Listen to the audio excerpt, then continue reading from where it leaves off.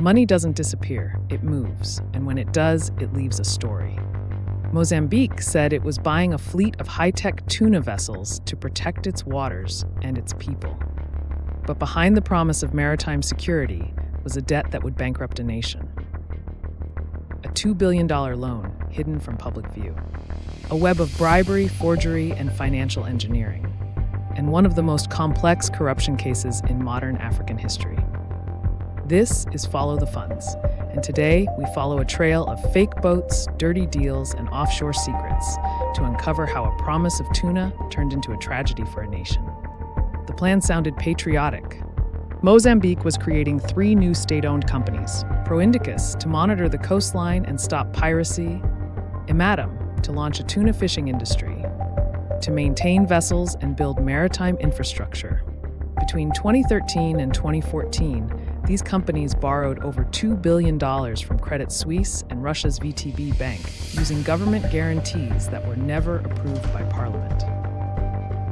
And here's the kicker. Most of the country, including Mozambique's elected officials, didn't even know the debt existed. It was classified as a state secret.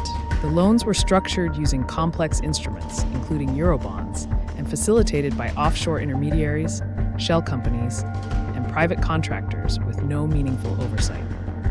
On paper, it was development. In practice, a scam. Once international auditors began to examine the actual assets, they found ghost infrastructure. The tuna boats were faulty. The patrol boats were rusting in port, unused. And the shipyard company, MAM, had no operational capacity. The supplier? A company called Privinvest, owned by Iskandar Safa, a Lebanese-French businessman. Privinvest received $1.1 billion of the $2 billion total. Prosecutors later alleged that Privinvest paid over $200 million in bribes and kickbacks to ensure the deal was approved, funneled through offshore bank accounts, fake consulting contracts, and coded wire transfers. Key beneficiaries allegedly included Ndambi Gabuza, son of then-President Armando Guebuza, who reportedly received $33 million in cash and luxury items. Manuel Chang, the former finance minister, who signed off on the illegal guarantees. 3 Credit Suisse bankers who received millions in personal bonuses while concealing the risks from investors and regulators. Emails obtained by prosecutors showed internal discussions about how to hide the debt, conceal Privinvest's role, and structure payouts under the radar. It wasn't a misstep. It was orchestrated deception. The fraud unraveled in 2016 when independent audits and whistleblowers exposed the secret loans.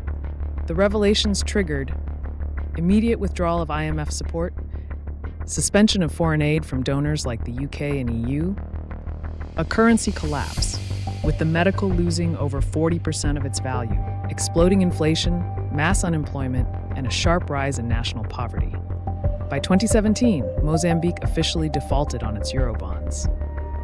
Its credit rating plunged, and the fishing industry it hoped to build never materialized. Investigators later found that not even one functional fishing trip was conducted using the Imatum vessels. What began as an investment in food security turned into a debt crisis affecting millions. The scandal didn't stop at Mozambique's borders. The U.S. Department of Justice, Swiss financial regulators, and UK authorities launched criminal investigations. In 2018, 3 Credit Suisse bankers, including Andrew Pierce, Ditalina Sabiva, and Surjan Singh, were indicted in the U.S. They pled guilty to wire fraud and money laundering. They admitted to personally profiting from bribes, even as they misled investors. In 2019, Manuel Chang was arrested in South Africa at the request of the U.S. He fought extradition for years, but in 2023, he was finally handed over to American authorities.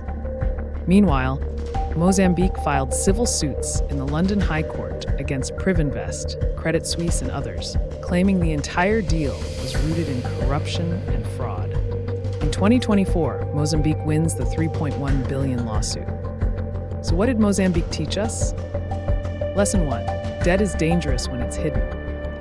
Loans without transparency, especially in weak democracies, can devastate generations. Lesson 2. Corruption isn't local, it's systemic. This scam wasn't just about African politicians. It involved European bankers, offshore financiers, and global institutions looking the other way. Lesson 3. Follow the enablers. Lawyers, auditors, brokers, consultants. The people who paper over fraud with legitimacy are often more dangerous than the fraudsters themselves. And finally, in a country where millions live on less than $2 a day, $2 billion could have transformed lives. Instead, it bought rusting boats, foreign mansions, and years of hunger. It was supposed to be about tuna, but it was never about the fish. It was about how money, secrecy, and silence can drown a country, and how global corruption doesn't need guns, just spreadsheets. But this time, someone followed the funds. And what they found wasn't just debt.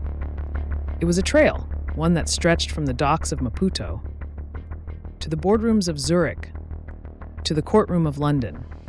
Because the money always leaves a trail if you know where to look. Thanks for watching. Please like, share, and subscribe.